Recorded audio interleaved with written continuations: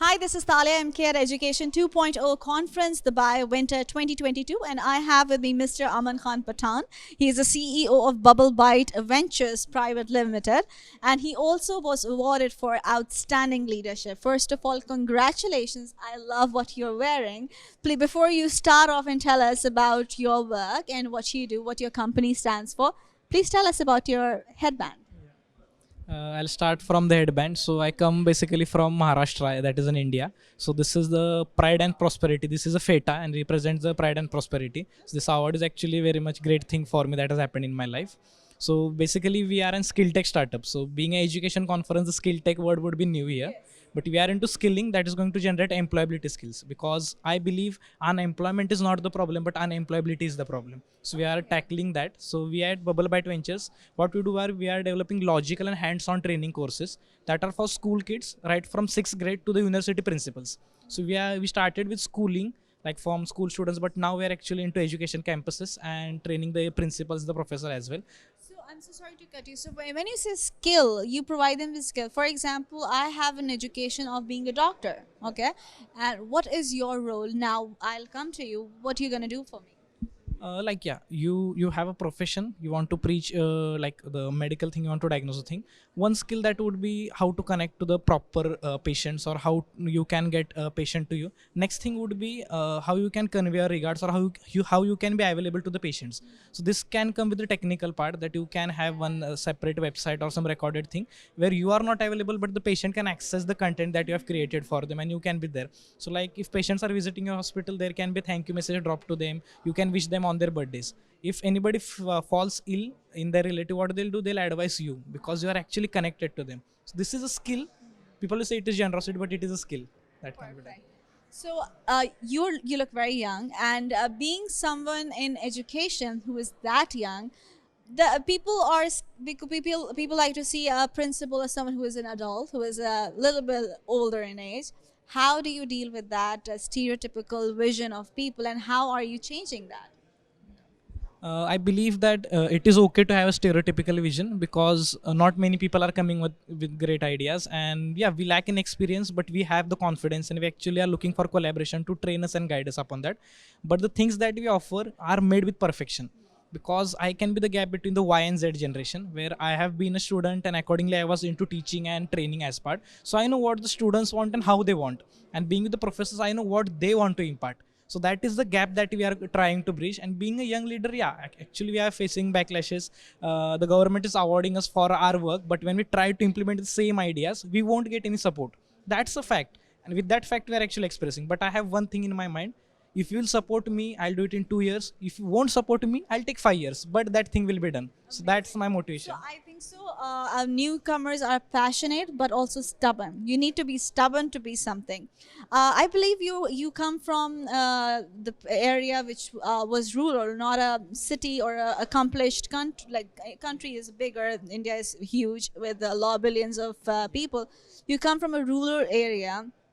How you got the passion of education, and why you went for education, not just to have more money as possible, because that is something nowadays people who are having facing difficulties when growing up, money is the biggest issue.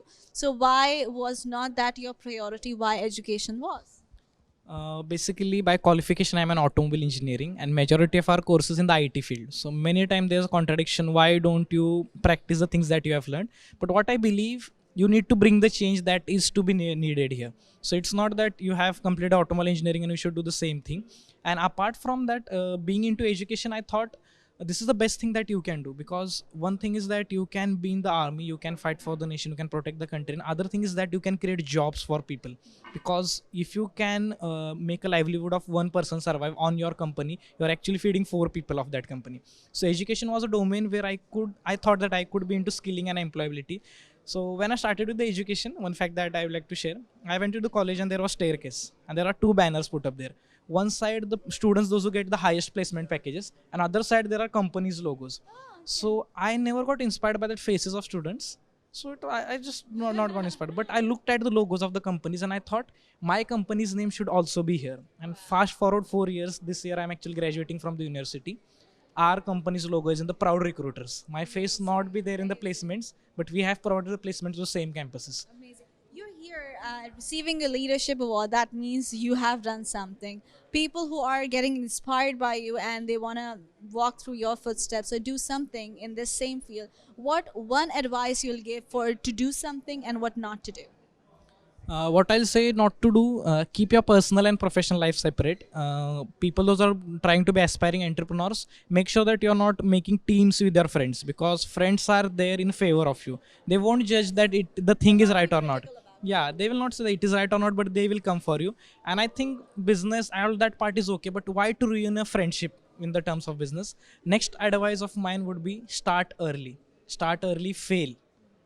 Either you can be the first or you can be the best, and starting an entrepreneurship or a training journey in the school or a college age would be enough. Why? Because if you fail in the college, you know you don't have a family to feed there, you don't have to put a pocket money and give it to your family, you are having chances. But after getting your graduation, being a graduate, and if you'll try to start up, I think there will be hurdles. So start early, that would be my advice. If you'll fail, no matter, you will get many people ahead, because industry is looking for failures as well.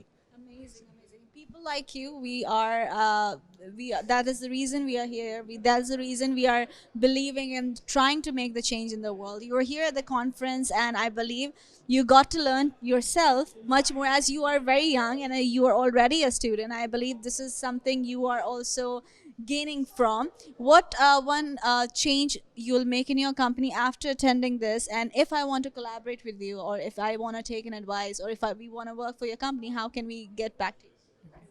One thought I was here that I will replicate the same models that you are having, but what I'll do, I'll stop the expansion of the things that we do. I'll keep that same things limited to our area only, but we'll collaborate with people outside and try to solve their own problems. Because I'm not married, nor my team members are married. They are 20, 22 years young, dynamic people who can So travel. collaboration with whatever you already have at best Yeah. will be a beneficial because you already are pro at that. Yeah, we are provide that, but as well, this is an education conference, but we are into agri-tech, we are into AML, we are having team of engineers that are developing different solutions. So the team that I have, this leadership awards dedicated to them, because they are versatile. If you tell them develop website, they'll do it even if they don't do it. So this dynamism is needed to be carried. And you talked about a change. I always have one quote mine. By passion, I'm a poet and a writer. Oh wow.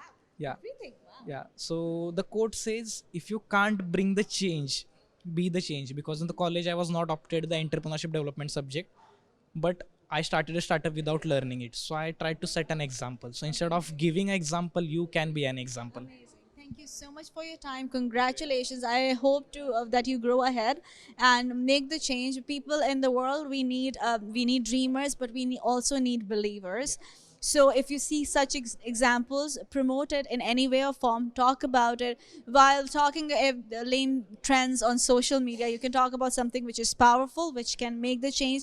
That is how you can make your existence valuable, because these social trends will fade away in the next day. Your million followers will fade away in the next day. Someone new will come in, and if you can make the change which is long lasting, you're gonna be long lasting in this life.